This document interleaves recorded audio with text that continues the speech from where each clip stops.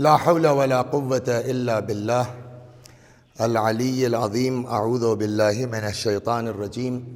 بسم الله الرحمن الرحيم.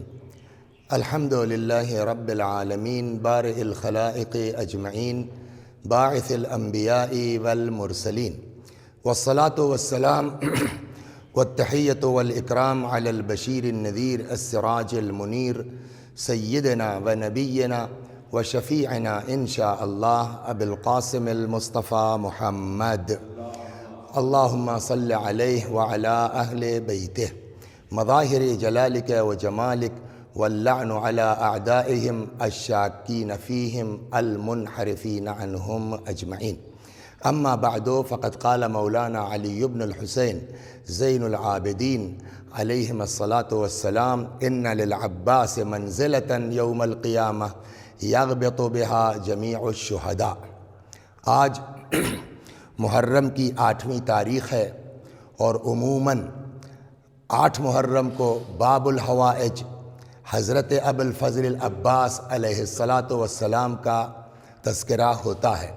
اسی مناسبت سے روز جو پڑھی جا رہی تھی آیتیں، اس کو نہ پڑھ کے میں نے چوتھے امام زین العابدین علیہ الصلاۃ والسلام کی اس حدیث مبارک کو عنوان کلام قرار دیا ہے کہ جہاں امام سجاد علیہ السلام حضرت عباس کے لیے فرماتے ہیں: ان للعباس منزلۃ یوم القیامہ، کہ قیامت میں عباس کا وہ مرتبہ ہوگا یغبط بہا جمیع الشہداء، کہ جس میں سارے شہداء غبطہ کریں گے۔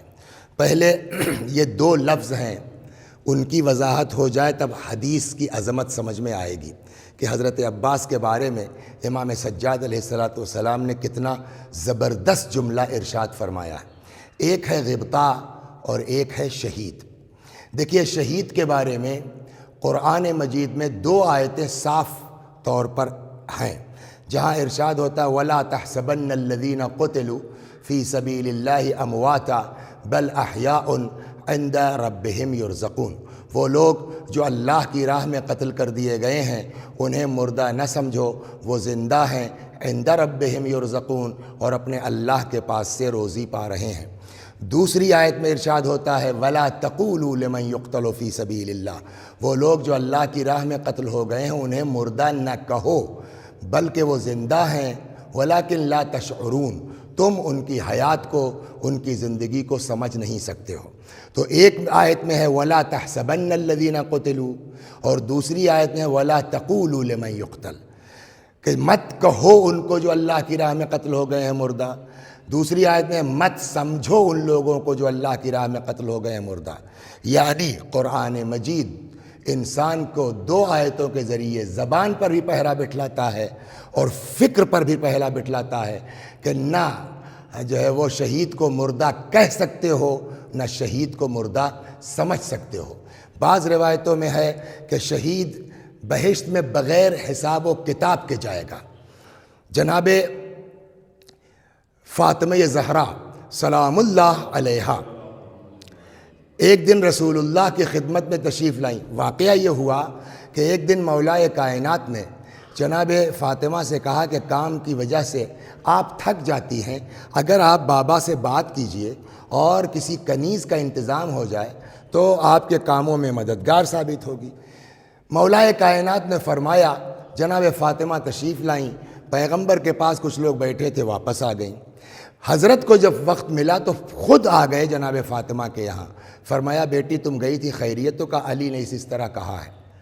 پیغمبر نے فرمایا، تو میں اس سے بہتر چیز تم کو نہ بتلا دوں؟ فرمایا، جی بابا۔ کہا، ہر نماز کے بعد 34 بار اللہ اکبر، 33 بار الحمدللہ اور 33 بار سبحان اللہ کہہ لیا کرو۔ اب جناب فاطمہ نے، اب چونکہ پیغمبر نے کہا 34 بار تو 34 ہی پڑھنا ہے نا، 34 کا 36 تو نہیں ہو سکتا، 33 کا 35 تو نہیں ہو سکتا۔ یہ نہیں کہہ سکتے ہم کہ صاحب اللہ اکبر کہنا کون سی بری بات ہے، ہم 100 بار کہتے ہیں۔ وجہ اس کی ہے، سبب اس کا، پیغمبر نے کہا ہے 34 تو 34۔ تو اب اگر 34 بار کہنا ہے تو گننا پڑے گا، 33 کہا ہے تو گننا پڑے گا۔ سوال، جناب فاطمہ نے گنا کاہے کے اوپر یہ تسبیح؟ جو آج تسبیح فاطمہ کے نام سے مشہور ہے، تو صدیقہ طاہرہ نے جو گننا شروع کیا تو کاہے پہ گنا؟ روایتوں میں ہے کہ انگلیوں پر گنا جا سکتا ہے، یہ پورے گواہی دیں گے کہ اللہ تیرا نام اس نے گنا ہے، لیکن تاریخ یہ کہتی ہے کہ جناب فاطمہ سلام اللہ علیہا نے تسبیح بنائی۔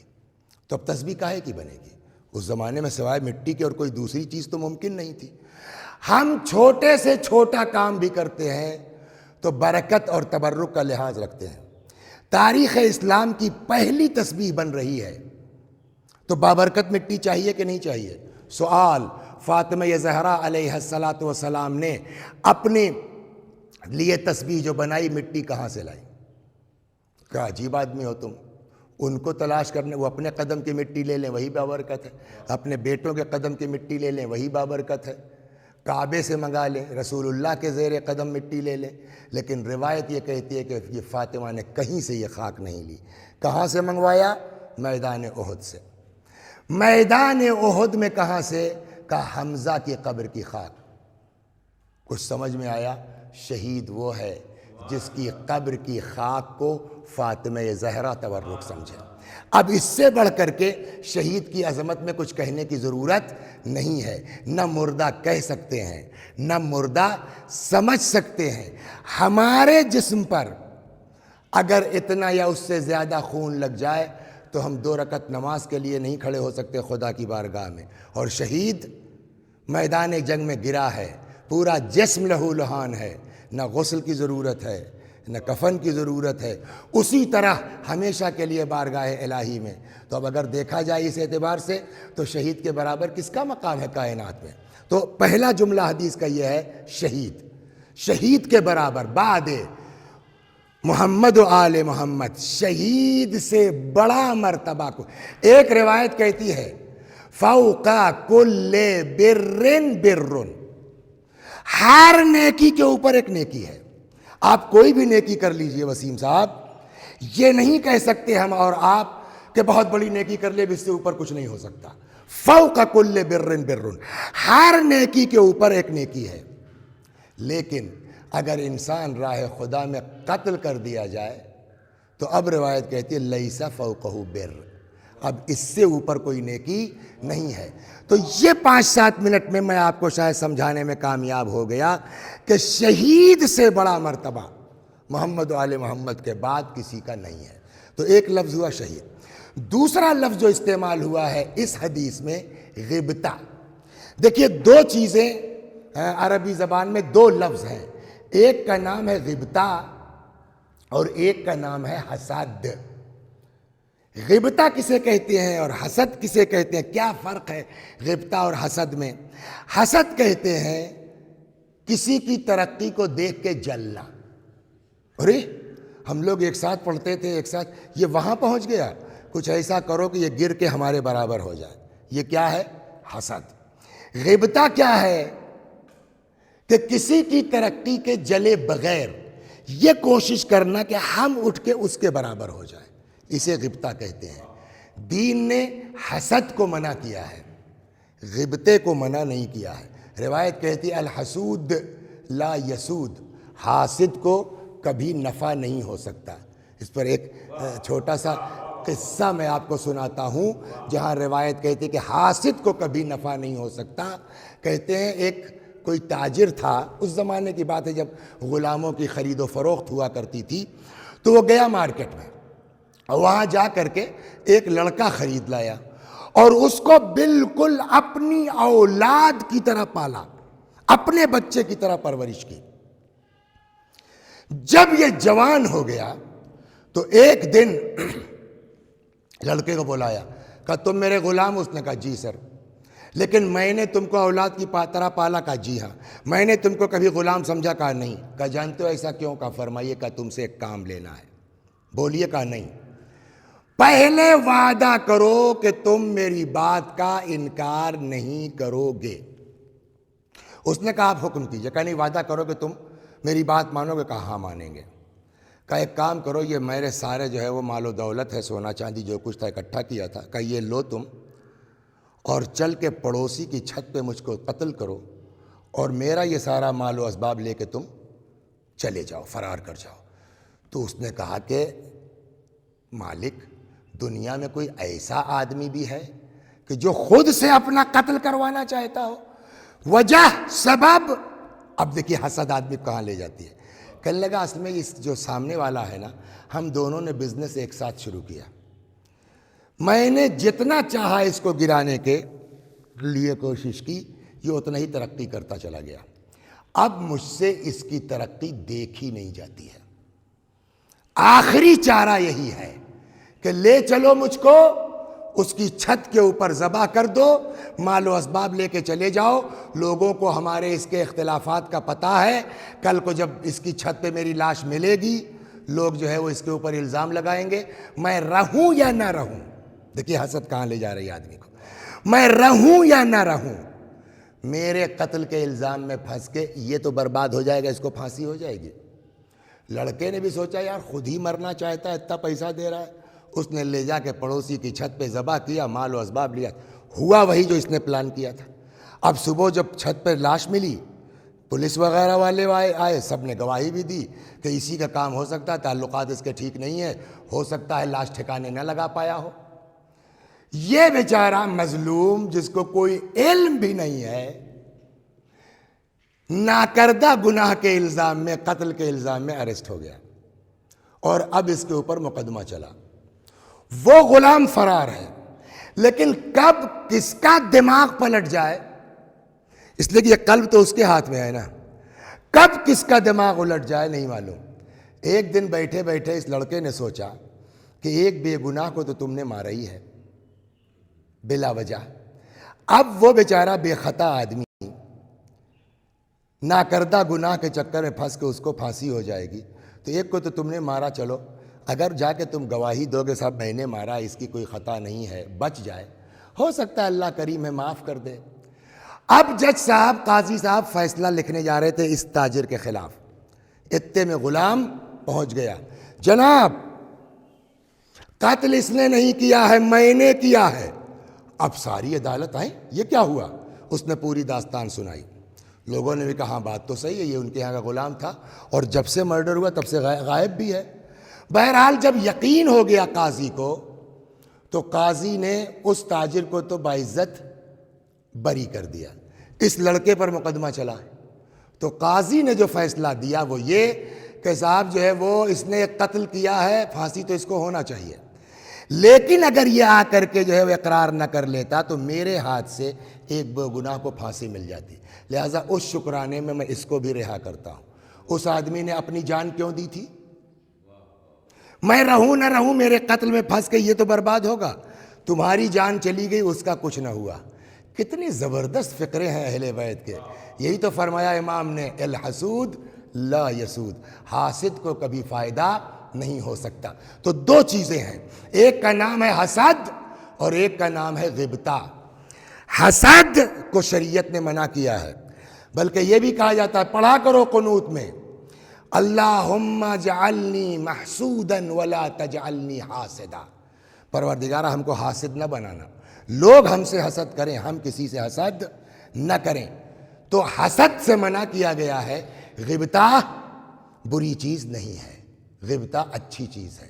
شہید کا مرتبہ میں نے آپ، اب جب یہ دو لفظ غبطہ اور شہید سمجھ میں آ گیا، اب میں روایت سناتا ہوں جو چوتھے امام نے فرمایا حضرت عباس کے بارے میں. سوچ نہیں سکتا آدمی حضرت عباس کی عظمت کیا ہے. امام فرماتے ہیں ان للعباس منزلۃ یوم القیامہ. اب شہید سے بڑا مرتبہ تو نہیں ہے نا کسی کا کائنات میں، لیکن اس کے بیچ قیامت میں عباس کا کیا مرتبہ ہوگا کہ چوتھے امام فرماتے ہیں کہ ان للعباس منزلۃ یوم القیامہ. کل کو قیامت میں عباس کا وہ مرتبہ ہوگا کہ یغبط بہا جمیع الشہداء، جس کو دیکھ کے سارے شہداء غبطہ کر رہے ہوں گے کہ کاش عباس کا مرتبہ ہمیں مل جاتا، کاش عباس کا مرتبہ ہمیں مل جاتا. ایک روایت اور سناتا ہوں چھٹے امام سے، امام جعفر صادق علیہ السلام فرماتے کان امنا العباس صلب الایمان و نافذ البصیرہ. ہمارے چچا عباس ایمان میں محکم پہاڑ کے مانند ہے.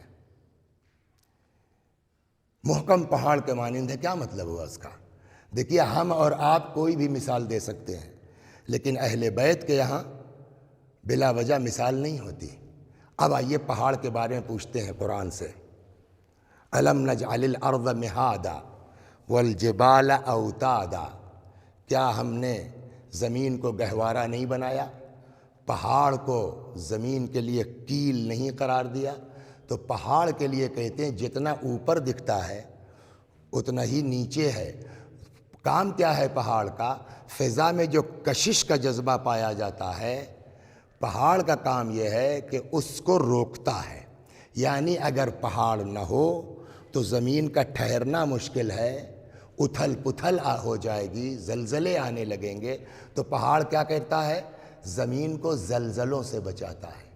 امام نے کیا فرمایا؟ ہمارے چچا عباس کا ایمان محکم پہاڑ کے مانند ہے.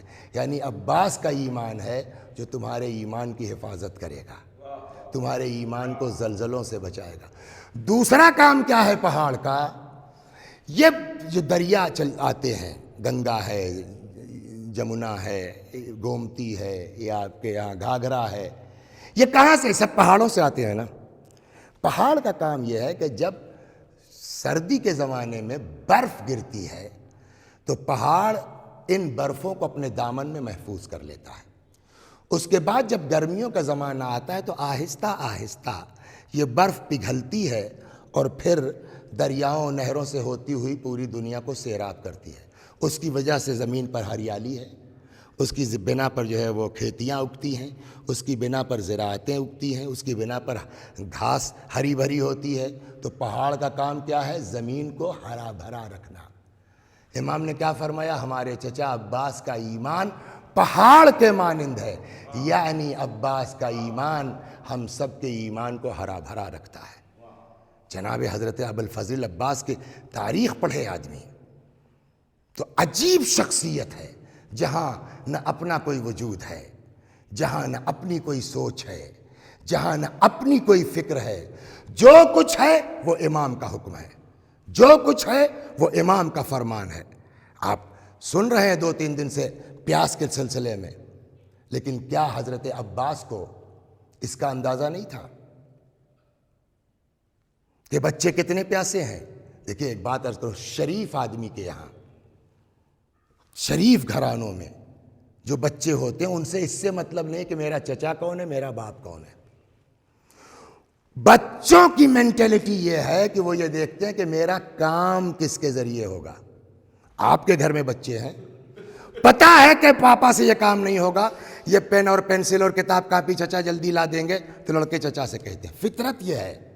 ویسے ہی آپ آئیے کربلا میں، جب آج ہم کو یہ پتا ہے کہ حضرت عباس علیہ السلام کتنے شجاع تھے، کتنے بہادر تھے، تو اس وقت اپنے بچوں کو کیا علم نہیں ہوگا کہ ہمارے چچا کتنے بہادر ہیں؟ اور اب ان بچوں کو پورا یقین ہے کہ اگر کسی کے ذریعے پیاس بجھ سکتی ہے تو صرف اور صرف عباس کی ذات ہے. اگر کسی کے ذریعے سے پانی مل سکتا ہے تو صرف اور صرف عباس کی. میں کتاب کی بات نہیں کر رہا ہوں، اپنی عقل سے سوچئے کہ اس تصور کے بعد یہ بچے جو پیاس کا شکوہ کر رہے ہوں گے، چشم تصور سے سوچئے آپ کربلا جا کر کے، وہ کس کے سامنے فریاد کر رہے ہوں گے؟ ہر آدمی، ہر بچہ عباس ہی تو آ کے فریاد کرے گا، چچا ہم پیاسے ہیں، چچا ہم عباس کی زندگی واقعاً نمونہ عمل ہے ہمارے لیے. ہم لوگ جذباتی ہو جاتے ہیں، جوش میں آ جاتے ہیں. جس وقت کربلا میں بچے العطش العطش، ہائے پیاس کی صدا بلند کر رہے ہیں، سوال ہوگا کہ نہیں ہوگا؟ کون سا جگر ہے حضرت عباس کا؟ بچے بلبلا رہے ہیں، بچے چیخ رہے ہیں، العطش کی صدا بلند کر رہے ہیں، اور حضرت عباس سے چپ چاپ ہیں. سوچ سکتے ہیں آپ؟ ہاتھ پہ ہاتھ رکھ کے بیٹھے ہوئے ہیں عاشور کے دن تک. مولا کیسا دل ہے آپ کا؟ بچے بلک رہے ہیں اور آپ چپ بیٹھے ہیں. عجب نہیں عباس کا جواب ہو. تم سے کس نے کہا میں چپ بیٹھا ہوں؟ تم سے کس نے کہا میں خاموش بیٹھا ہوں؟ پھر کہ جاؤ کتابیں پڑھو. اب جو کتابوں کو دیکھا تو پتا چلا عباس خاموش نہیں بیٹھے تھے. کربلا میں عاشور کے دن حضرت عباس نے کنویں پر کنویں کھودے ہیں تاکہ کسی صورت سے پانی نکل آئے اور بچوں کی پیاس بجھ جائے. ایک سوال میں آپ سب سے کرتا ہوں، کنواں کھودنا آسان ہے یا فرات سے جا کے پانی لانا؟ اس لیے کہ شجاعت تو پتہ ہے، پرسوں یا نرسوں یا شاید کل پرسوں کسی دن میں نے یہ نقل کیا تھا کہ کربلا میں 10,000 اسپیشل فورس تھی فرات کے کنارے، جن کا کوئی کام نہیں ہے سوائے اس کے کہ ان کو بس یہ دیکھنا ہے کہ کسی بھی صورت میں امام کے خیمے تک پانی نہ جانے پائے۔ اور جس وقت حضرت عباس آئے ہیں، ابھی میں صاحب نہیں پڑھ رہا ہوں، توجہ کیجیے آپ، جس وقت حضرت عباس آئے ہیں مشکیزہ لے کر کے، ہم بقیہ فوج کی بات نہیں کرتے ہیں کہ انہوں نے روکا نہیں روکا کیا ہوا، یہ 10,000 سپاہی جو تھے فرات کے کنارے، یا بعض کتابوں میں 4,000 بھی ہے، 4,000 یا 10,000 یہ جو سپاہی ہیں فوج کے فرات کے کنارے، یہ کہاں مر گئے تھے؟ اچھا ایسا نہیں ہے کہ کسی کو پتہ نہیں تھا کہ عباس کس مقصد سے آ رہے ہیں، مشکیزہ دکھ رہا ہے دور سے، پتہ ہے سب کو پانی لینے آ رہے ہیں، تو کہاں چلے گئے سب؟ کیا ہو گیا سب کو؟ کیسے عباس فرات کے اندر گئے؟ یہ سوال ہے کہ نہیں ہے؟ جب آپ کا کام صرف یہ ہے کہ فرات پر پہرا دینا اور کسی شکل میں پانی امام حسین کے خیمے تک نہ جانے پائے، تو یہ ایک آدمی کے لیے کم والی روایت مان لیں 4,000 بھی، یہ کمرے کہاں مر گئے تھے؟ عباس کیسے پہنچ گئے فرات میں؟ ہے ہمارے آپ کے پاس کوئی جواب اس کا؟ سوائے اس کے کوئی جواب آپ کے پاس نہیں ہے کہ ایسی دہشت تھی میرے مولا کی، ایسی دہشت تھی حضرت عباس کی کہ جیسے ہی آتے دیکھا، بقول یہیں ہمارے وثیقہ اسکول کے پرانے طالب علموں میں تھے، آپ جانتے بھی ہوں گے، مولانا محسن صاحب اچھے شاعر تھے، آج کل سحر ٹی وی سے ریٹائر ہوئے ہیں، ان کا اس سلسلے میں ایک شعر ہے، فرماتے ہیں کہ جب حضرت عباس چلے ہیں فرات کے لیے تو جو دہشت ہوئی ہے، وہ کہتے ہیں کہ یہ گھاٹ چھوڑ دو، بس جان لے کے بھاگ چلو، یہ گھاٹ چھوڑ دو، بس جان لے کے بھاگ چلو، وہ دیکھو دریا پہ آتا ہے موت کا طوفان۔ اس کے علاوہ ہمارے آپ کے پاس کوئی جواب نہیں ہے کہ عباس کو تو جس کہنے کا مطلب یہ کہ جس آدمی کی قوت اتنی ہے، طاقت اتنی ہے، دہشت اتنی ہے کہ دیکھ کے فوج فرار کر جائے، اس آدمی کے لیے روایت کہتی ہے عاشور کے دن عباس نے کنویں پر کنویں کھودے ہیں۔ کنواں کھودنا آسان ہے یا گھوڑے پہ بیٹھ کے جاتے، تلوار لے کے جاتے، 10-20 مرتے اور کیا ہوتا، پانی لے کے چلے آتے؟ جبکہ آپ کی دہشت کا عالم یہ ہے، آپ کے روب اور دبدبے کا حال یہ ہے، سوال ہوگا کہ نہیں ہوگا، مولا یا ابوالفضل عباس یہ محنت کیوں کر رہے ہیں آپ؟ یہ کنواں کیوں کھود رہے ہیں آپ؟ جائیے نا فرات سے پانی لے آئیے۔ اب یہیں سے السلام علیک ایھا العبد الصالح المطیع للہ ولرسولہ، جو آپ زیارت میں حضرت عباس کی پڑھتے ہیں، یہ معمولی جملہ نہیں ہے کہ سلام ہو اے بندے صالح، اس کے بعد کیا ہے؟ المطیع للہ ولرسولہ، فرما بردار، اطاعت گزار۔ مولا آپ کے لیے کنواں کھودنا آسان تھا یا جا کے فرات سے پانی لانا؟ جواب یہی ہے کہ پانی لانا آسان تھا فرات سے، تب کیوں کنواں کھود رہے ہیں؟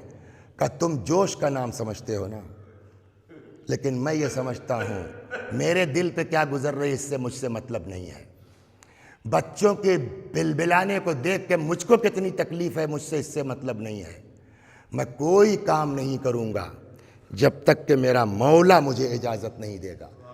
حسین کی اجازت نہیں ہے تو میں فرات پر نہیں جاؤں گا کنواں کھودنے میں، چاہے یہ درس ہے قیامت تک کے لیے حضرت ابوالفضل عباس علیہ السلام۔ یہی وجہ ہے، یہی وجہ، ایک دو حاضری بھی بعض جگہوں پہ ہوتی ہے، خدا سب کو توفیق دے، ایک دو سناتا ہوں۔ یہی وجہ ہے کہ حضرت عباس کو انہوں نے اپنے آپ کو کیا کیا نا، مرضی امام میں ڈھال دیا۔ ہم کو کیا گزر رہی ہے ہم سے اس سے مطلب نہیں، امام کی مرضی کیا ہے۔ چونکہ انہوں نے اپنے آپ کو مرضی امام میں ڈھال دیا، اور مرضی امام میں ڈھالنے کا مطلب مرضی خدا میں ڈھال دینا، اسی لیے زیارت کا فقرہ المطیع للہ، اللہ کے اطاعت گزار ہے۔ تو جب آدمی اتنا اپنے آپ کو ختم کر دے اور مرضی الہی میں ڈوب جائے تو خدا بھی تو ان اللہ لا یضیع اجر عمل عامل، خدا کسی عمل کرنے والے کے عمل کو ضائع نہیں کرتا۔ آپ بتائیے وسیم صاحب، کیا دنیا میں ہماری آپ کی دعا امام حسین کے ذریعے قبول نہیں ہوگی؟ کیا رسول اللہ کے ذریعے قبول نہیں ہوگی؟ کیا جناب فاطمہ کے ذریعے ہماری آپ کی دعا قبول نہیں ہوگی؟ ہوتی ہے نا۔ لیکن امام حسین کے بہت سے القاب ہیں، باب الحوائج کا لقب ہے۔ حضرت علی کے بہت سے القاب ہیں، باب الحوائج کا لقب ہے۔ اماموں میں صرف امام کاظم علیہ السلام کا لقب ہے، اور غیر اماموں میں کسی کا لقب ہے ہی نہیں، صرف اور صرف کس کا لقب ہے؟ حضرت عباس کا۔ لہٰذا یہ جو لوگ مجلسیں سن رہے ہیں، پھر کہتا ہوں اس دوسری مجلس کے بعد آج باب الحوائج کا ذکر ہو رہا ہے، جس کی جو حاجت ہے، جس کی جو تمنا ہے، آج اللہ کو وسیلہ قرار دیجیے حضرت عباس کا، انشاءاللہ دعا قبول ہوگی۔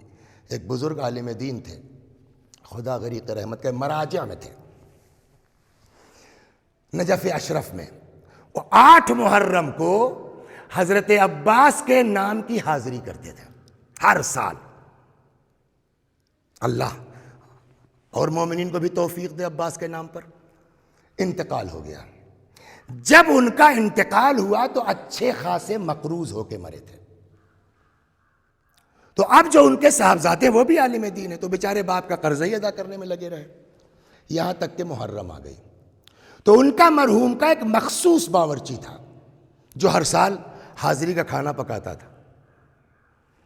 باورچی نے کہا کہ کیا ہوا سید، ابھی تک آپ نے وعدہ نہیں لیا کھانے کا، حاضری پکانے کا؟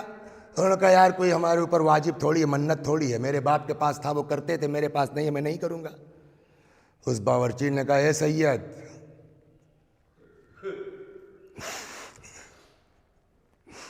عباس کے لیے اپنا دل چھوٹا مت کرو۔ کل ایک دن بیوی نے ہمارے یہی کہہ دیا کہ کیا ہوا، کچھ تیاری نہیں کر رہے ہو، اب کی حاضری نہیں ہوگی کیا؟ میں نے بیوی کو بھی یہی جواب دے دیا کہ بھائی ہمارے اوپر کوئی واجب تو ہے نہیں، کوئی منت تو ہے ہی نہیں، ابا کے پاس تھا وہ کرتے تھے، میرے پاس ہے میں نہیں کروں گا۔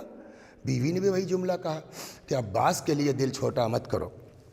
تو بیٹھے بیٹھے میرے ذہن میں آیا کہ بیوی کا یہ نظریہ، ایک عام آدمی جاہل باورچی، اس کا یہ نظریہ عباس کے تئیں، تم امامہ لگا کر کے اتنا ڈرے ہوئے ہو۔ میں نے فیصلہ کیا کہ دیکھا جائے گا، چلو کرتے ہیں۔ تو اب رقم مختصر ہے، ایک کوئی جو ہے وہ بڑی کمپنی تھی چاول کی، کسی مومن کی ملکیت میں تھی، اس کا اتفاق سے ایجنسی موجود تھی نجف اشرف میں۔ تو میں نے کہا عام دکان سے لوں گا تو مہنگا پڑے گا، وہاں ڈائریکٹ چلا جاؤں گا تو 1 روپے کلو بھی اگر سستا ہوا تو 100 کلو 200 کلو میں 200 روپے بچ سکتے ہیں۔ وہاں پہنچے صاحب، چاول لینے کے لیے حاضری کا، صدقے جائیں مولا آپ پر، مولا آپ اپنے چاہنے والوں کو بے عزت نہیں ہونے دیتے آقا۔ یہ فرماتے ہیں جب میں وہاں پہنچا تو دیکھا بغداد سے جو کمپنی کا مالک ہے وہ بیٹھا ہوا ہے آ کر کے۔ اچھا ان کو تو لوگ جانتے ہی تھے، فلاں مرجع کے بیٹے ہیں، آئیے حضور خیریت، تو کیسے آنا ہوا؟ کہا بھائی وہ 8 محرم کو حاضری ہوتی ہے جناب عباس کی، تو وہ سوچا کہ عام دکان سے لیں گے تو فرق ہوگا، یہاں سے 1 روپے سستا پڑے گا۔ کہا بہت اچھا کیا آپ آگے، کتنا چاہیے؟ 4 کنٹل بتا دیا انہوں نے۔ اس نے بلایا اپنے اس کو مینیجر کا، رجسٹر لاؤ اور 4 کنٹل چاول جناب عباس کے نام لکھ دو، مولانا کے یہاں بھیج دو۔ گئے تھے، 2 روپے سستے کے چکر میں نے تھا معاملہ تھا، جناب عباس نے پورا چاول بھیج دیا۔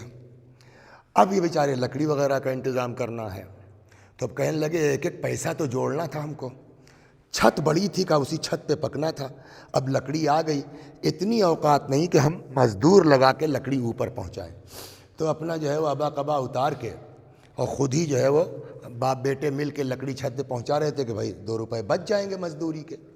ابھی لے ہی جا رہے تھے کہ اتنے میں دیکھا کہ 2-4 لوگ ایک دمبا ہکاتے ہوئے چلے آ رہے ہیں، اور میرے دروازے پہ آن کے رکے اور پوچھا کہ فلاں صاحب کا گھر؟ تو اب میں نے کہا کہ یار مجھ کو اس حال میں لکڑی ڈھوتا ہوا دیکھے گا آدمی تو کیا کہے گا فلاں مرجا کا بیٹا لکڑی ڈھو رہا ہے. تو میں نے کہا جی ابھی بلاتا ہوں. اندر گئے, قبا امامہ وغیرہ لگا کے آئے. میں نے کہا جی فرمائیے. کہنے لگا ہم لوگ کربلا کے قریب کے گاؤں کے رہنے والے ہیں, ہر سال ہم لوگ 8 محرم کو جناب عباس کی حاضری کرتے ہیں. اس سال بھی جو ہے وہ اپنے رسم کے مطابق ہم لوگ بکرا دمبا لے کے پہنچے تھے کربلا ذبح کرنے کے لیے. تب تک کسی نے آگے کہا کہ یہاں حضرت عباس کو تمہارے دمبے کی ضرورت تھوڑی ہے جو یہاں لے کے چلے آئے ہو. تو ہم لوگوں نے کہا تو کہ نجف چلے جاؤ, فلاں عالم دین کے یہاں ہر سال حاضری ہوتی ہے, وہاں جا کر کے تم یہ ان کے ہاں یہ دمبا پہنچا دو. دو صاحب ان لوگوں کہنے کے مطابق ہم لے کر کے یہاں آ گئے ہیں. تو میں نے کہا اللہ تیرا شکر ہے. اتنے میں ان سبوں نے جیب سے ایک لفافہ بھی نکالا کہ صاحب یہ کیا ہے؟ کہ لے رہے صاحب کچھ مسالہ لگے گا, کچھ باورچی کو دیں گے آپ, خرچہ بھی تو ہے, یہ لفافہ رکھ لیجئے. کہنے لگے صاحب وہ سب دے کے چلے گئے. مجھ سے برداشت نہیں ہوا, میں وہیں کھڑا ہو کر کے میں نے کربلا کا رخ کیا. میں نے کہا صدقے جاؤں یا مولا یا ابو الفضل. اور یہ سارا منظر وہ ہمارا باورچی جو تھا وہ سارا منظر دیکھ رہا تھا. کہنے لگا سید ابھی تک تو یہ ارادہ تھا کہ حالات ٹھیک نہیں ہے تو مولا کے نام پہ میں پکوائی نہیں لوں گا اس سال, لیکن اب جب مولا ہی نے سارا انتظام کر دیا ہے. حضرت ابو الفضل عباس باب الحوائج, حاجتوں کا دروازہ ہے. آج میں پھر کہتا ہوں کہ جس کو جو حاجت ہے, جس کو جو تمنا ہے, جس کو جو ضرورت ہے, آج 8 محرم کو آئیے اللہ کو بارگاہ میں وسیلہ قرار دیجیے حضرت عباس کو. انشاءاللہ ضرور. مرحوم شیخ جعفر شوستری, بس 2 جملے اور ختم دعا. مرحوم شیخ جعفر شوستری رحمت اللہ علیہ رضوان اللہ تعالی علیہ نقل فرماتے ہیں کہ میں حرم حضرت ابو الفضل عباس میں بیٹھا اپنی دعا اور عبادت میں مصروف تھا کہ اتنے میں کیا دیکھا, ایک تابوت لایا گیا. تابوت کے ساتھ ایک 12-13 سال کا لڑکا لا کے جناب عباس کی زری کے پاس رکھ دیا گیا. کہ اتنے میں دیکھا کہ لڑکے نے آ کر کے زری پر ہاتھ رکھا اور کہتا ہے عباس میرے پاس اس ماں کے علاوہ دنیا میں کوئی نہیں ہے, مولا میرے ماں کو شفا دے دو. شیخ جعفر کہتے ہیں کہ لڑکے کی بلبلاہٹ دیکھ کے مجھ کو بھی احساس ہوا. میں نے دعا کتاب بند کی, آیا تابوت میں بوڑھی. میں نے کہا بیٹا اس کی حالت دیکھ رہے ہو, بچنا مشکل ہے, جاؤ غسل و کفن کا انتظام کرو. اس نے سر اٹھایا, غور سے دیکھتا ہے, کہتا ہے کہ شیخ آپ عالم دین ہیں, غیر آ کے ان کے یہاں سے خالی ہاتھ نہیں جاتا, اور مجھ سے کہہ رہے ہیں آپ کہ جا کر کے جو ہے وہ غسل و کفن کا انتظام کرو. تو اس کا میں نے جو ہے جذبہ دیکھا. میں نے کہا بھیا تم جانو, مولا جانے تمہارے. میں آ کے پھر اپنی دعا میں مصروف ہو گیا. اتنے میں اس نے ایک ایسی جسارت کی کہ میں ہل گیا کہ یہ کیا بدتمیزی ہے. کیا کہتے ہیں کہ اس نے زری پہ ہاتھ ڈالا اور کہتا عباس غیر آ کے جہاں سے لے جاتے ہیں, اور میں اتنی دیر سے فریاد کر رہا ہوں, میری نہیں سن رہے ہیں آپ. آقا ابو الفضل عباس سن لو, اگر میری ماں کو شفا نہیں ملی تو میں کربلا چلا جاؤں گا اور آپ کے بابا امیر المومنین سے آپ کی شکایت کروں گا. میں لرز گیا, یہ کیا بدتمیزی کر رہا ہے. لیکن اس نے صرف کہا نہیں, اٹھا کچھ دیر کے بعد اور حرم سے باہر چلا گیا. تابوت میں جنبش ہوئی,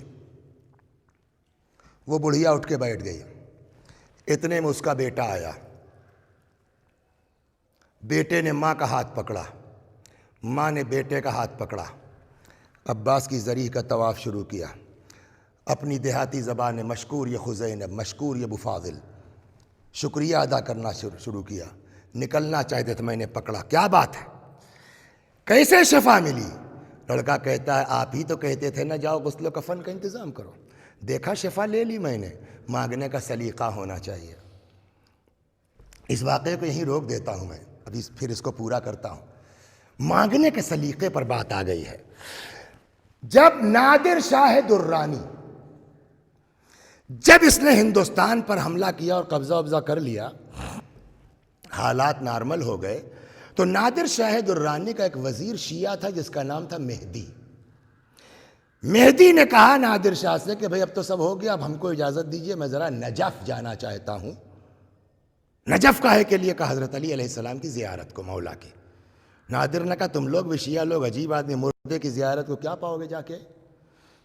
مہدی نے کہا کہ میرا مولا عام انسان نہیں ہے، نجس چیز ان کی بارگاہ میں جا نہیں سکتی، اتنی عظیم ذات ہے۔ آج بھی کچھ اس انداز سے مہدی نے کہا کہ نادر کے دماغ میں کہا میں بھی چلوں گا۔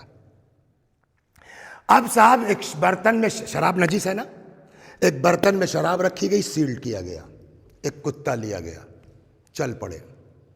جیسے ہی حرم کا احاطہ آیا، سپاہی اپنی طرف کھینچ رہے ہیں، کتا اپنی طرف کھینچ رہا ہے۔ کتے میں طاقت زیادہ یا یہ چار چار سپاہی کھینچ رہے ہیں؟ زنجیر ٹوٹ گئی، کتا الٹے پاؤں بھاگا۔ کہا یہ بات تو ٹھیک ہے لیکن شراب تو اندر آ گئی ہے۔ مہدی نے کہا کھولو۔ اب جو سیل توڑی گئی تو معلوم وہ تو سرکہ ہے، شراب اس میں ہے ہی نہیں۔ اس چیز کو دیکھ کر کے نادر بڑا جذباتی ہوا، آیا حرم امیر المومنین میں قبر مولا پر، جو تاج جیت کے لے گیا تھا یہاں سے، اس نے اپنا تاج قبر مولا پہ رکھ دیا۔ کہتا آقا تم ہو، مولا تم ہو، شاہ تم ہو، تمہاری بارگاہ اس لائق نہیں ہے کہ یہاں کتے لائے جائیں۔ جو لوگ تھے ان سے کہا مجھے میرے ہاتھ میں باندھو رسی، کتے کی طرح لے چلو علی کی بارگاہ میں۔ اب کسی کی ہمت نہ پڑے، ابھی تازہ تازہ معجزہ دیکھا ہے، کل کو جو ہاتھ باندھے گا اس کی خیر نہیں ہے۔ کہتے ہیں ایک دست غیب نمودار ہوا، رسی باندھی ہاتھ میں، لے کے آئے قبر تک، تاج رکھ دیا۔ آقا تم ہو، مولا تم ہو، مجھ کو تمہاری بارگاہ میں کتے کی طرح آنا چاہیے۔ اسی کے بعد سے ہے، سمجھے آپ، اس نے اپنے نام کے ساتھ لگا لیا کلب علی۔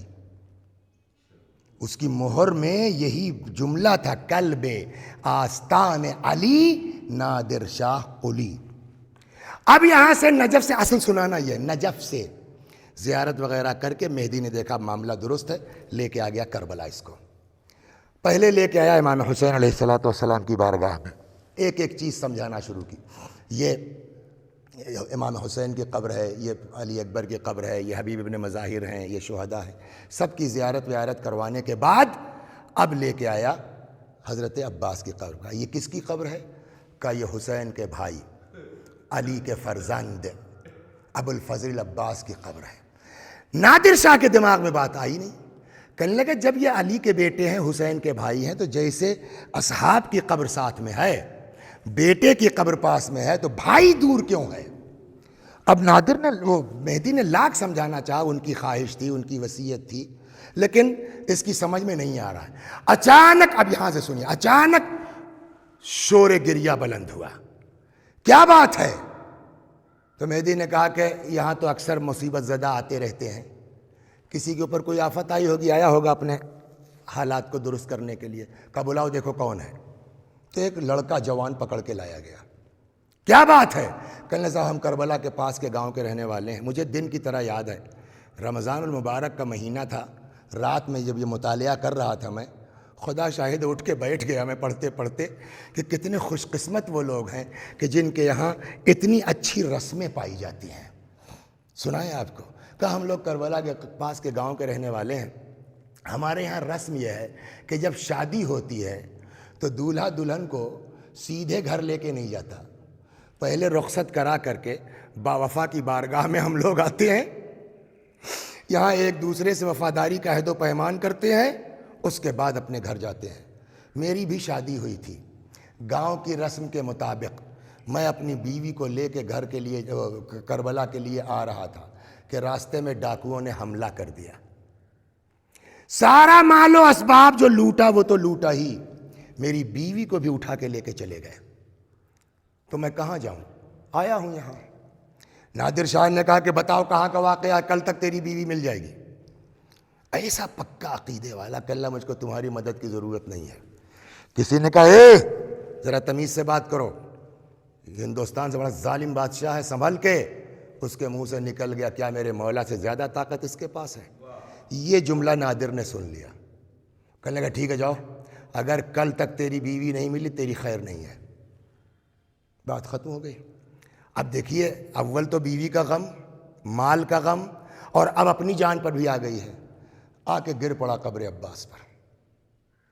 آقا ابھی تک تو بیوی کا صدمہ تھا، ابھی ظالم بادشاہ کی تلوار بھی لٹک رہی ہے، چیخ رہا ہے چیخ رہا ہے۔ اتنے میں پھر شور اٹھا۔ کیا ہوا؟ پتہ چلا کہ صاحب جو ہے وہ لگتا ہے اس کی بیوی آ گئی ہے، اس لیے کہ وہ ایک عورت کا ہاتھ پکڑے عباس کی قبر کا طواف کر رہا ہے اور شکریہ ادا کر رہا ہے۔ نادر نے کہا بلا لاؤ۔ آئے۔ اب اس کی بیوی پوچھے بتاؤ قصہ کیا ہوا؟ تو جہاں تک اس نے سنایا تھا اس نے بیوی نے بھی سنایا۔ اس کے بعد وہ کہتی ہے کہ جب ڈاکوؤں نے حملہ کر لیا، مال و اسباب لوٹ لیا، مجھ کو بھی لے کے چلے، تو اب تو میں کسی سے کچھ فریاد کر نہیں سکتی۔ جب کچھ نہیں سمجھ میں آیا تو میں نے وہیں سے رخ کیا کربلا کا۔ بات نکلی تھی، میں نے چھڑا مانگنے کا سلیقہ۔ کیا کہہ کے مانگا معلوم ہے؟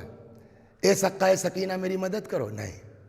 اے باب الحوائج میری مدد کرو، نہیں۔ عجب جملہ کہا۔ کہتی جب ہر طرف سے مایوس ہو گئی میں تو میں نے رخ کیا کربلا کا، اور وہیں سے چیخ کے کہتی ہوں اے زینب کے بھائی میری عزت تمہارے حوالے ہے، اے زینب کے بھائی میری عزت تمہارے حوالے۔ کہتی جیسے ہی میں نے یہ جملہ کہا ایک سوار نمودار ہوا، سارے دشمنوں کو تہہ تیغ کیا۔ اچانک کیا دیکھتی ہوں؟ کربلا میں عباس کی قبر کے پاس اپنے شوہر کے قریب کھڑی ہوں۔ اللہ اکبر۔ بس بات وہی ہے، مانگنے کا سلیقہ۔ اس لڑکے کے ساتھ بھی یہی ہوا۔ شیخ جعفر شوستری کہتے ہیں جیسے ہی نکلنے لگے میں نے کہا بیٹا کیا ہوا؟ تیری ماں کو شفا مل گئی، قصہ یاد ہے نا؟ اس نے کہا آپ ہی تو کہتے تھے جاؤ غسل و کفن کا انتظام کرو، دیکھا شفا لے لی۔ مانگنے کا سلیقہ ہونا چاہیے، مانگنے کا ڈھب ہونا چاہیے۔ کہا ہوا کیا؟ اب لڑکا قصہ اپنا سناتا ہے کہ میں کربلا سے نکل گیا نجف جانے کے لیے، شہر سے باہر ہو گیا، چند قدم چلا تھا تب تک ایک سوار آ گیا۔ کہاں جا رہے ہو؟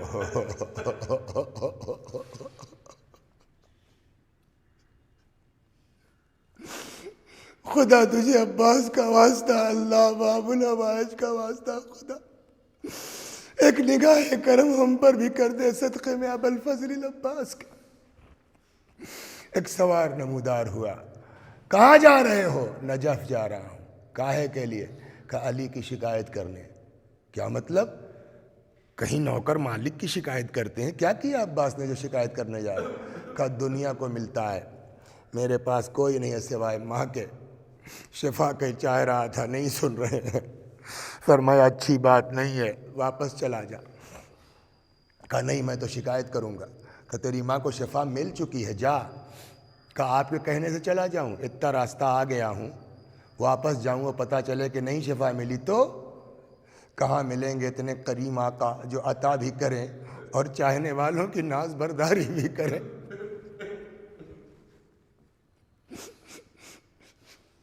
آنے والے نے کہا نہیں یقین آتا ہے تو آؤ، میرے گھوڑے پہ سوار ہو جا، میں تجھ کو کربلا لے چلتا ہوں، اپنی آنکھ سے اپنی ماں کو دیکھ لے، اگر شفا مل گئی ہے تو ٹھیک، ورنہ میں وعدہ کرتا ہوں اسی گھوڑے سے تجھ کو نجف تک پہنچا دوں گا۔ کہا جیسے ہی انہوں نے یہ جملہ کہا میں آگے بڑھا سوار ہونے کی نیت سے، دیکھا کہ گھوڑے کا قد اچھا خاصا ہے۔ میں نے کہا تمہارے گھوڑے کا قد زیادہ ہے، ذرا اپنے ہاتھوں کا سہارا۔ فرمایا اے عباس کے نام پر مانگنے والے، تجھے پتہ نہیں ہے دنیا کی حاجتیں پوری کرنے والا خود اس ایک بات پر اگر آپ غور کریں نا، جو میں نے سوچا ہے میرے خیال میں کہ آخر عباس کو باب الحوائج کا لقب ملا کیوں؟ حضرت علی کے ذریعے دعا قبول ہوتی ہے، امام حسین کے ذریعے بھی دعا قبول ہوتی ہے، اماموں کے ذریعے، آخر عباس کو کیوں باب الحوائج؟ میری سمجھ میں ایک ہی بات آئی ہے وسیم صاحب کہ خود عباس کی حاجت کربلا میں پوری نہیں ہوئی، شاید یہی سوچ کے خدا نے کہا کہ اگر تمہاری حاجت پوری نہیں ہوئی تو اب قیامت تک تمہارے ذریعے دنیا کی حاجت پوری ہوگی۔ اللہ اکبر۔ ایک وقت وہ آیا، بس دو جملے اور ختم و دعا، ایک وقت وہ آئے حسین کے پاس، کہنے لگے آقا اب یہ دل اس سینے میں بڑی تنگی کر رہا ہے۔ امام نے فرمایا کیسے تم کو جانے کی اجازت دے دیں؟ اچھا ایک کام کرو، ان عزمت علی الجہاد فاطلب لہؤلاء الاطفال قلیلا من الماء، اگر جہاد پہ جانا ہی چاہتے ہو تو پہلے ان بچوں کے لیے پانی کی سبیل کرتے جاؤ۔ ایک خیمہ مخصوص تھا کربلا میں مشکیزوں سے۔ حضرت عباس اس خیمے کی طرف گئے کہ ایک مشکیزہ لے لیں، کیا دیکھتے ہیں چھوٹے چھوٹے بچے اس خیمے میں اکٹھا ہے، جن مشکیزوں میں کچھ نمی ہے سینے سے لگا کے بیٹھے ہیں، کچھ سکون مل جائے۔ کیا گزر ہو گئی ہوگی یہ منظر دیکھ کے حضرت عباس کے دل پر۔ ایک مشکیزہ لیا، گھوڑے پہ سوار ہوئے، آئے فرات میں، مشکیزے کو بھرا، چلو میں پانی لیا۔ خود کتنے پیاسے ہوں گے؟ ابھی میں نے شروع میں عرض کیا نا کہ کربلا میں جناب عباس نے عاشور کے دن کنویں کھودے ہیں۔ کنواں کھودنے میں کتنی پیاس بھڑکے گی آدمی خود اندازہ کر سکتا ہے۔ چلو میں پانی لیا، فذکر عطش الحسین، امام حسین اور ان کے بچوں کی پیاس یاد کی، وَرَمَى الْمَاءَ بِيَدِهِ، اس لیے کہ حسین کی پیاس کو یاد کرنا بھی ایک عبادت ہے نا۔ عباس عبد صالح ہے، میں ایسا نہیں سمجھتا ہوں پینے کی نیت سے لیا تھا یاد آئی پھینک دیا، نہیں، چلو میں لیا یاد کرنے کے لیے تاکہ چلتے چلتے ایک عبادت ہو جائے۔ رَمَى الْمَاءَ بِيَدِهِ، پانی کو پھینک دیا، پیاسے نکل پڑے، ابھی چند قدم چلے تھے، کہتے ہیں کہ پیچھے سے ایک ایسا وار ہوا کہ داہنا بازو قلم ہو گیا۔ ماشاءاللہ آپ شاعر ہیں، بہت سے نوحے کہے ہیں، بہت سے قصیدے کہے ہیں، ابھی کوئی آ کر کے آپ کو ایک مصرع دے دے کہ یہ حضرت عباس کی شب بیداری ہے، بزم عباسیہ کی مصرع یہ شعر کہیے، اور آپ کی انگلی میں زخم ہو، کٹ گئی ہو، درد ہو رہا، آپ بعد میں جواب دیں گے۔ دوست یار پہلے کہہ دیں گے بھائی لوگ کہ ارے بھیا کہ ایسے ہی انگلی کٹی ہوئی ہے، درد ہو رہا ہے، وہ شعر کیا کہیں گے؟ آپ کی انگلی میں زخم ہو جائے آپ شعر نہیں کہہ سکتے۔ عباس کا بازو قلم ہو گیا، اور یہ بھی نہیں ہے کہ ایسا شعر ہے کہ آدمی کہے پرانا شعر پڑھ رہے ہیں، جیسے ہی بازو قلم ہوا اسی وقت شعر پڑھنا شروع کیا، فوراً کہتے جا رہے ہیں، شان امام میں شعر پڑھتے جا رہے ہیں۔ جیسے ہی داہنا بازو قلم ہوا فرماتے ہیں واللہ ان قطعتم یمینی انی احامی ابدان عن دینی وعن امام صادق الیقین نجل النبی الطاہر الامین۔ خدا کی قسم اگر تم نے میرا داہنا بازو قلم کر لیا ہے تو خدا کی قسم میں ہمیشہ اپنے دین کی حمایت کرتا رہوں گا۔ وعن امام صادق الیقین، اس امام کی حمایت کرتا رہوں گا جس پر میرا سچا یقین ہے۔ نجل النبی الطاہر الامین، جو اس نبی کی نسل میں ہے جو طاہر ہے اور امین ہے۔ شعر پڑھتے جا رہے ہیں، بڑھتے جا رہے ہیں کہ اتنے میں کسی نے ایک اور وار کیا، بایاں بازو قلم ہو گیا۔ صرف اور صرف ایک خواہش ہے کہ کسی صورت سے بچوں کی پیاس بجھ جائے، ہے نا؟ دیکھ کے آئے ہیں نا خیمے کا حال کیا ہے۔ مشکیزے کو دانتوں سے دبائے رکھا، بڑھتے جا رہے ہیں کہ اچانک کسی ملعون نے ایک ایسا تیر مارا، مشکیزہ چھدا، عباس کی آس ٹوٹی، عباس نے گھوڑے کا رخ موڑ دیا۔ اللہ اکبر کہ اتنے میں ایک گرز پڑا، گھوڑے سے زمین پر آیا، آواز دیا اخا ادرک اخا۔ حسین کے کانوں میں عباس کی آواز پہنچی، تیزی کے ساتھ امام حسین آئے عباس کے سرہانے، آئے بیٹھ گئے۔ یہاں دو مصائب ایسے ہیں جس کو جناب عباس نے کہا ہے، میں اس کو بیان کر دوں اور زحمت آپ کی تمام۔ ایک ذاکر تھے جن کا نام تھا سید کاظم۔ ایک دن کسی نے آ کے کہا کاظم میں پیغامبر ہوں جناب عباس کا۔ کیا کہ میں نے خواب میں دیکھا ہے، عباس علیہ السلام فرماتے ہیں کہ جا کے کاظم میرے ذاکر سے کہو کہ میرے مصائب کیوں نہیں پڑھتا۔ تو کاظم نے کہا بھیا تم تو رہتے ہو مجلس میں، سنتے ہو، میں عباس کے مصائب پڑھتا نہیں ہوں۔ کہ یہ تو میں نے کہا، لیکن آقا نے فرمایا کہ جا کے میرے ذاکر سے پوچھو جو سب سے سخت مصائب ہو وہ کیوں نہیں پڑھتا۔ کاظم تڑپ گئے، کہا بھائی جلدی بتاؤ میرے مولا نے کیا کہا ہے پڑھنے کے لیے، میرے حسین نے کیا کہا ہے پڑھنے کے لیے۔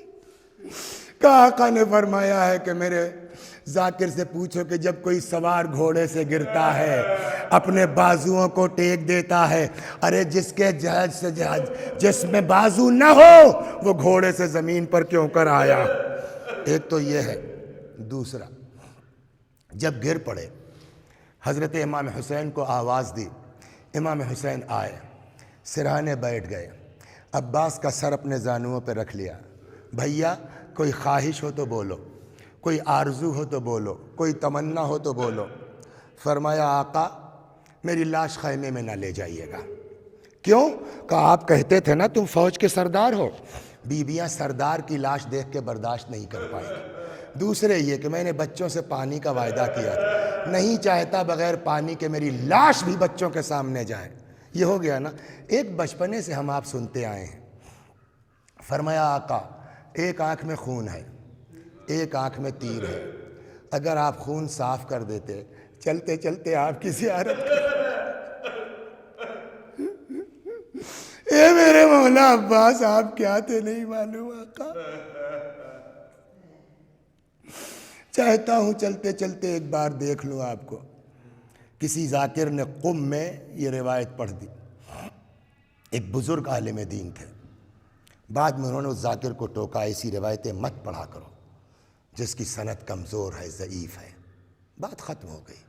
جنہوں نے ٹوکا تھا وہ کہتے ہیں کہ رات کو میں نے خواب میں دیکھا حضرت عباس کو، وہ تشریف لائے ہیں، فرماتے ہیں تم کربلا میں تھے؟